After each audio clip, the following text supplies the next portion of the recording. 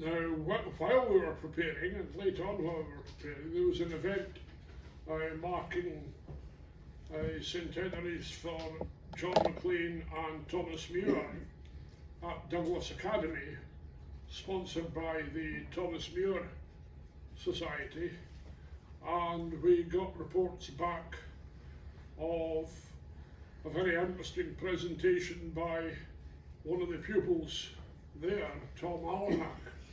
So much so that we decided to invite Tom to present to our conference.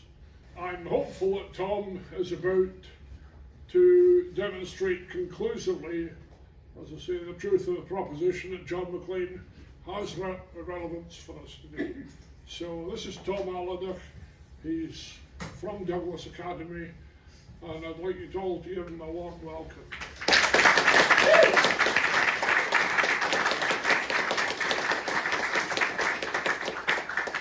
Before I start, I'd just like to extend 1,000 thanks for inviting me to speak at this event, and a special thanks to Stephen Coyle for giving me this opportunity. This speech was initially meant for the Friends of Thomas Muir Society, which was a fairly liberal audience. So when I heard this was at a union HQ, I decided, let's switch this up a bit for what I thought was going to be a more centre-left audience. But now that I've heard some of these absolutely phenomenal speeches, I'm worried I haven't made it radical enough. So much of my explanation on Maclean's life I'm sure will be quite elementary to all of you, but I hope my analysis will be interesting and unique.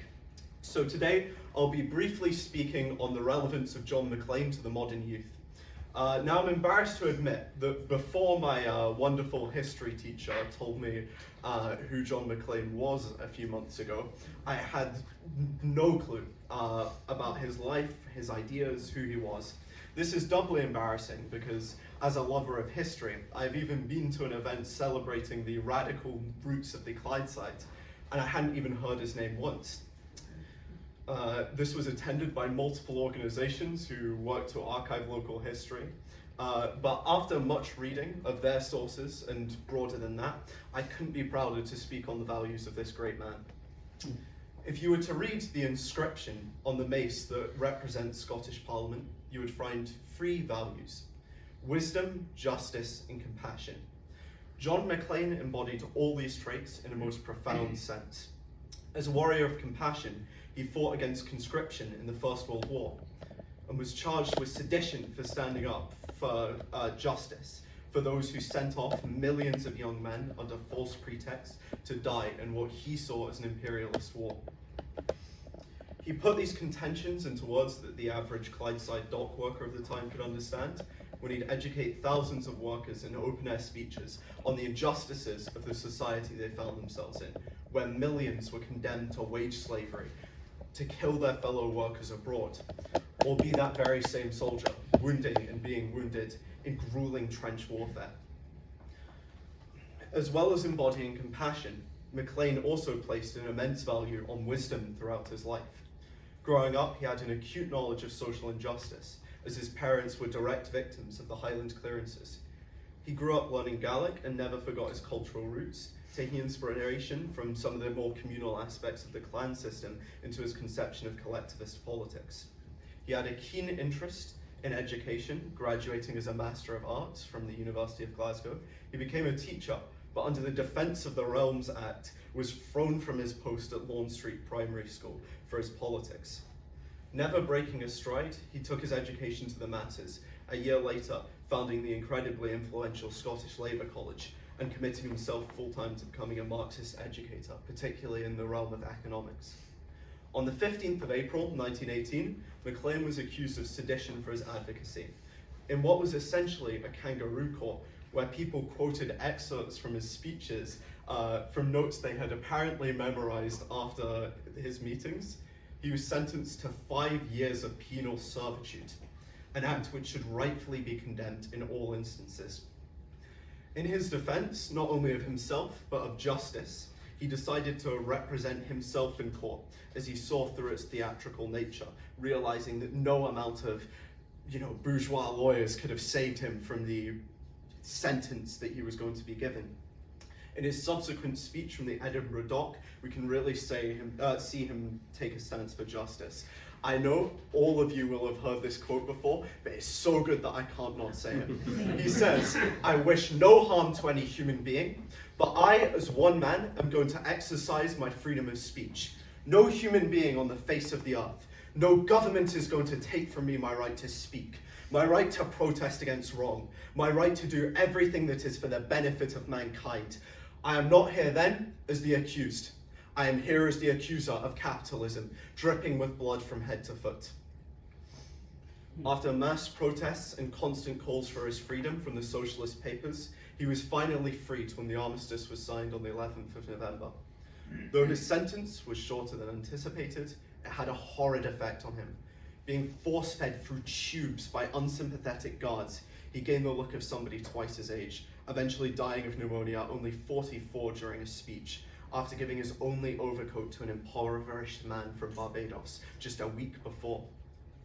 Now, if before this you had asked me to explain the relevance of John Maclean to the youth of today, I would have scratched my head.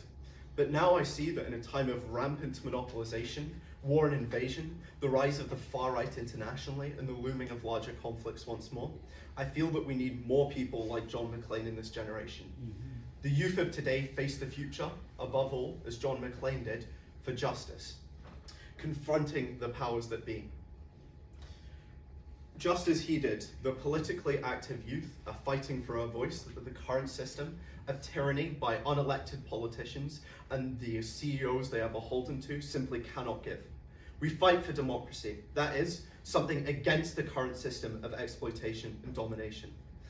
Part of the reason I'm so honoured to be speaking in front of a Labour Society in a union building is due to the historic significance of Labour in the struggle for democracy. When the ruling classes ignored the will of the people for the 8-hour day, it was only through militant unions that people could make their voices heard. Today, when the ruling classes drive humanity on a course for global starvation, disease and ecological collapse, rather than see the profits of fossil fuel companies dip, it's up to us, to all generations, to take just as powerful means for justice. Just as Maclean had a meaningful sense of compassion and self-sacrifice for that Barbadian man, so too have the youth of today been displaying their tendency for a compassionate internationalism. Whether that be through the marches currently ongoing in solidarity with the genocide of Palestinians, or the acceptance of those who flee global conflict as our brothers and sisters. But we must go further than that. The task of the youth of today, tracing a history far before Red Clydeside, is attacking the very systems of exploitation and imperialism that allow these atrocities to occur. We do not do this out of fear of the other, as so many misguided souls do. We shall undertake this challenge for fraternity and compassion. Our actions, though, cannot happen in isolation, unmotivated and undirected. In an era where much of today's youth feel disengaged and apathetic with the political system, it's important to spread wisdom on why the history of Labour matters and the ways in which we can learn from it to affect change. The key is organisation and education, using every resource at our disposal. If we want change, we must spread our message outside of just parliamentarianism. More often than not, a wasted effort. Through writing, through speech, hell, even through TikTok, so that our actions and organisations can be effective and principled. More young people must be motivated by the same wisdom, the same sense of justice, the same sense of compassion.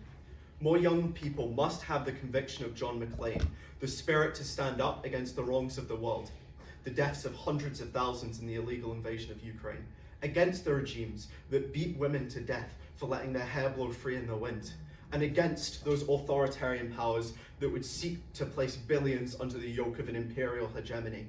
This, then, is not a speech, it is a call for action. Thank you for listening.